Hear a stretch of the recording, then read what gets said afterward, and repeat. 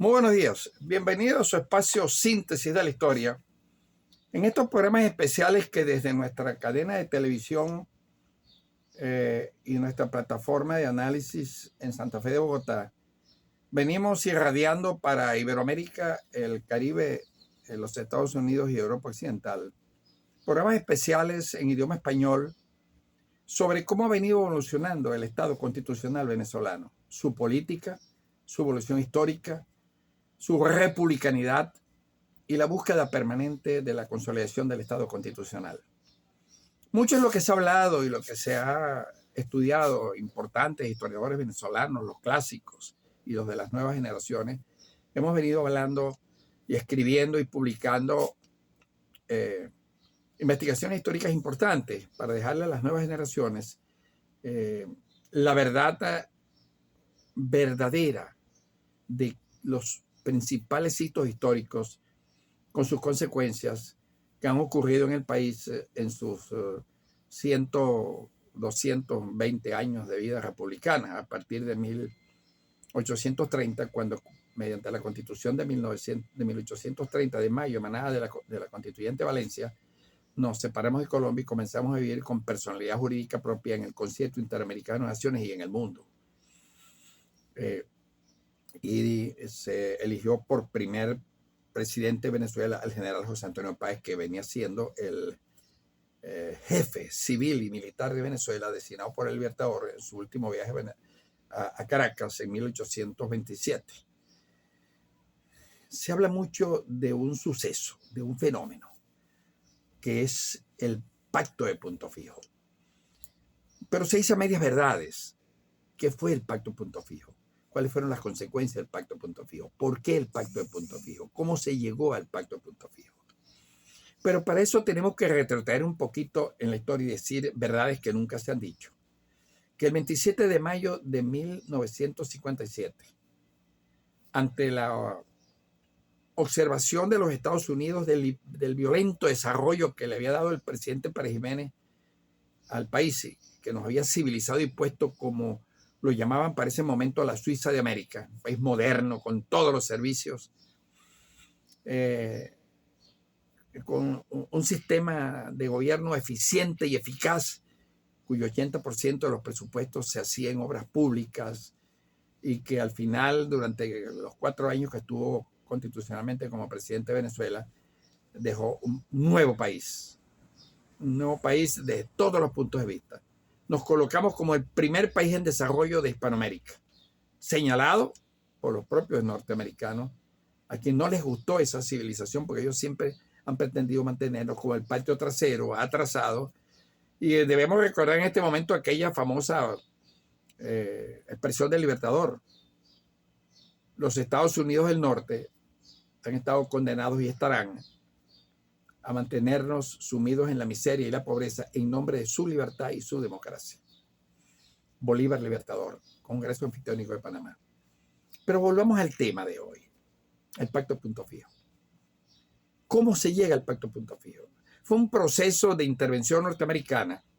cuando en 1957, estando Rómulo Betancourt exiliado bajo el amparo de un gobernador de Puerto Rico izquierdista, Luis Muñoz Marín, fue llamado desde Washington por el vicepresidente de los Estados Unidos, el demócrata del Partido Demócrata, Nelson Rockefeller, presidente de la ExxonMobil, la más poderosa industria petrolera norteamericana y mundial para la época, que tenía en Venezuela varias filiales: la Mene Grande, la Mobil, la Creole, la Standard, la Santa Fe Drilling y la Schlumberger. Esas explotaban apenas el 43% del petróleo. El resto estaba repartido en pequeñas petroleras norteamericanas, como la Texas, la Phillips, la ConocoPhillips, la Shell, la Royal Dutch Shell, que manejaban el otro 30%. Pero los campos ricos en petróleo, tanto en Oriente como en el sur, y en el lago Maracaibo y en la costa oriental del lago, los manejaba la Mene Grande Oil Company, una subsidiaria de la Standard Oil Company, cuyo presidente era Nelson Rockefeller, vicepresidente de los Estados Unidos. En esa reunión que se hizo en el Sporting Jack Club de Nueva York a las 10 de la mañana, asistieron varios personajes. Asistieron el vicepresidente, por supuesto, Nelson Rockefeller, el secretario de Estado, el hombre fuerte detrás de Eisenhower,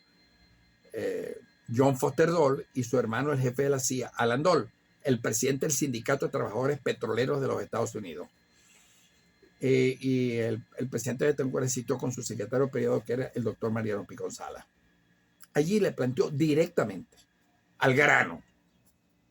si usted nos entrega la industria petrolera venezolana, nosotros lo hacemos presidente de Venezuela. Era vital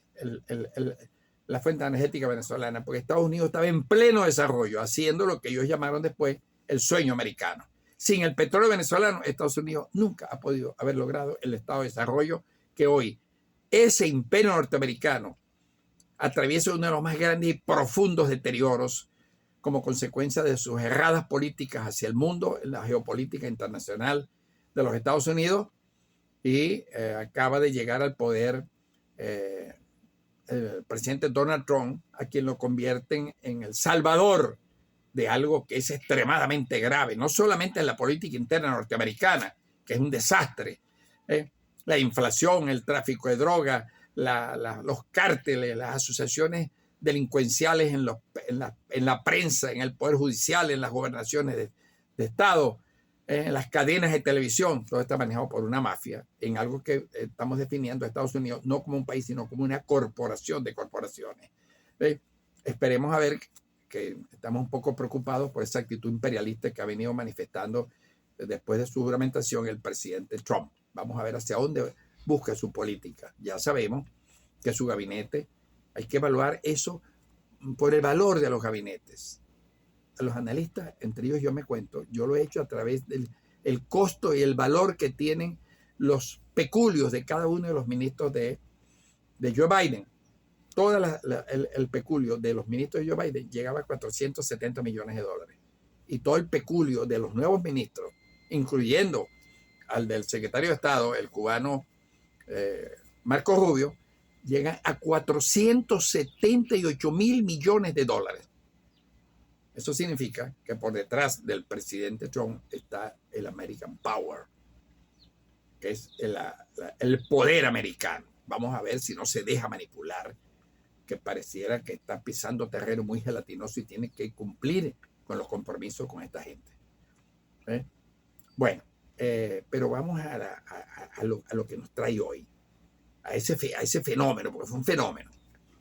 Bueno, los norteamericanos le desajustan Betancourt acepta, la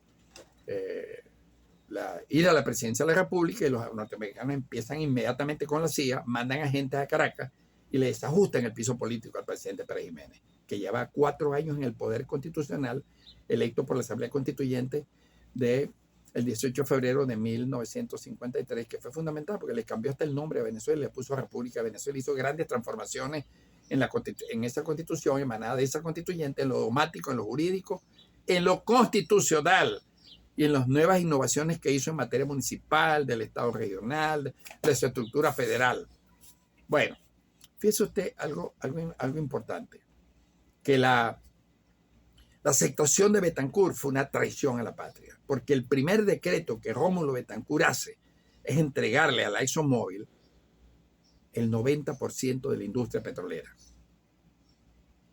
y darle un respaldo con la avenida a Venezuela de John Fitzgerald Kennedy y su esposa,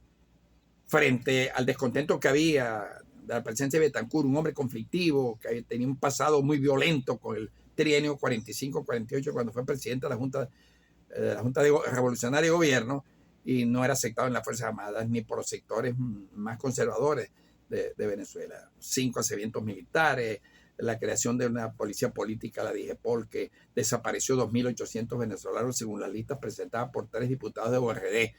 el doctor Raimundo Verde Roja, el doctor Ramón Tenorio Sifonte y el joven urredista José Vicente Rangel, de cómo con la DIGEPOL creada por Carlos Andrés Pérez, ministro del Interior, desaparecieron 2.800 venezolanos en el gobierno de Betancourt 59-64. Y bajo el lema de maten primero y averigüen después. De tal manera que ese pacto de punto fijo, forzado por los norteamericanos, lo precede el pacto de Nueva York y obligan a los partidos políticos a darle respaldo al que ganara la presidencia de la República. Ya los norteamericanos estaban claros que iba a ganar Rómulo Betancourt, como en efecto gana en las elecciones del 59. Y asume el poder al inicio del 59 y hace un gobierno pero terriblemente conflictivo, violento, que dejó enlutados a grandes sectores de la familia venezolana. De tal manera que este pacto punto fijo obligaba a todas las fuerzas políticas que estaban operando en Venezuela, Acción Democrática, COPEI, Unión Republicana Democrática y el Partido Comunista a conformar un gobierno de coalición y dejaban al país sin oposición. Se integraron gabinetes con gente de Acción Democrática, con gente de COPEI, con gente de ORD, el canciller era de ORD, el Ministerio de Agricultura en manos de COPEI, el Ministerio de Fomento, y comenzó el gobierno de Rómulo Betancourt con el pacto punto fijo, que se rompe cuando el canciller Arcaya se negó, que era el canciller de ORD, a firmar la exclusión de Cuba de la Organización de los Estados Americanos. De tal manera que ese pacto punto fijo causó grandes males a Venezuela. De allí nace esa democracia que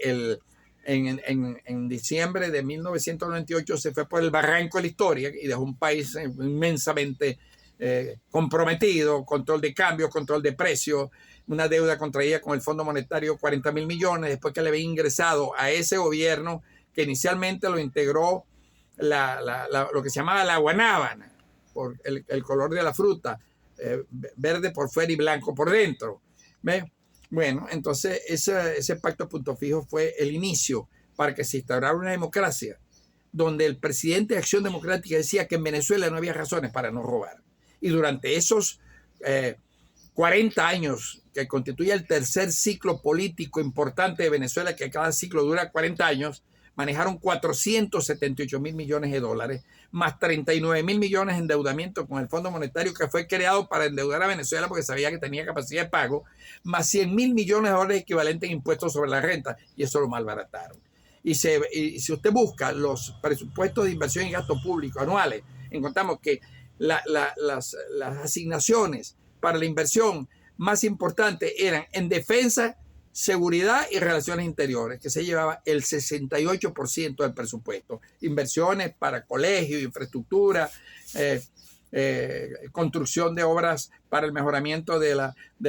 comunidad, industrialización, eran solamente apenas el 32%. Ahí se mide cómo se manejaron esos 590.000 millones de dólares. De esta manera que este pacto de punto fijo, que montado por los norteamericanos y tan obligado que el 62 vino a Venezuela el presidente Kennedy a darle un respaldo al presidente Betancourt, porque le tenía que respaldarlo, porque le había entregado toda la industria petrolera, traicionando al pueblo de Venezuela y violando la Constitución Nacional de 1961, que fue proclamada en el campo de Carabobo.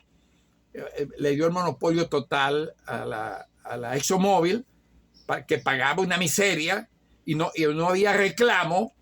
porque quienes subieron las regalías de ingresos fueron el senador, el presidente Medina, la reforma de los aranceles hechas por Juan Pablo Pérez Alfonso el 48, que lo puso a pagar el 50-50, y el presidente Pérez Jiménez, que no les quiso renovar las concesiones petroleras a gusto de como las querían firmar de nuevo la ExxonMobil, que era la mayoritaria. De tal manera que con esos 487.000 millones, recuérdenlo, 39.000 millones de endeudamiento, más 100.000 millones de dólares obtenidos equivalentes en bolívar, impuestos a la renta, a Venezuela tiraron por el barranco de la historia, cuya agonía la manejó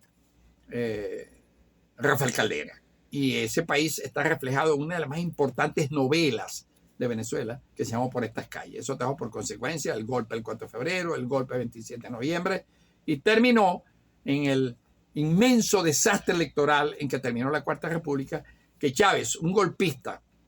que es el padre de la Revolución Bolivariana y de lo que estamos viviendo hoy, asumió el poder. Y si usted averigua ¿Quiénes son los integrantes de la Quinta República? Y los directivos se encuentran que son miembros de Acción Democrática que se quitaron el disfraz blanco y se pusieron el disfraz rojo. Y véalo hoy la integración del gabinete y los altos funcionarios del gobierno de Nicolás Maduro, ilegítimo de origen y legítimo de ejercicio, está integrado por funcionarios y hombres que fueron dirigentes muy, muy importantes en los gobiernos de Acción Democrática. De tal manera que este pacto Punto Fijo no se le dice la verdad de dónde nace, qué trajo por consecuencia y cuáles fueron los males que le impuso a la República. Yo sí lo hago porque yo publiqué el 2020 este libro que se llama La Venezuela modélica y mortal de Marcos Pérez Jiménez, bajo el nuevo ideal nacional o la siembra del petróleo 1952-57, y publiqué una obra que se llama Venezuela en tres tiempos,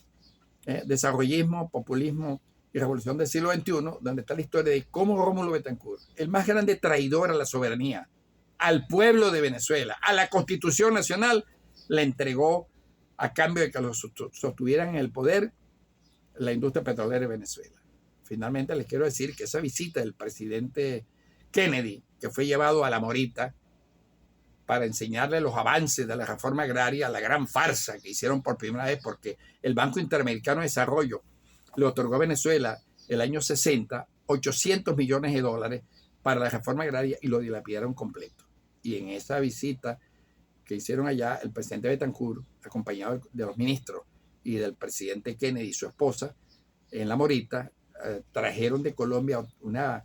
gandola de raíces, de tubérculos, maíz, de todo, se lo pusieron allí y Rómulo Betancourt, en el más grande engaño, le dijo al presidente Kennedy, y él se lo creyó,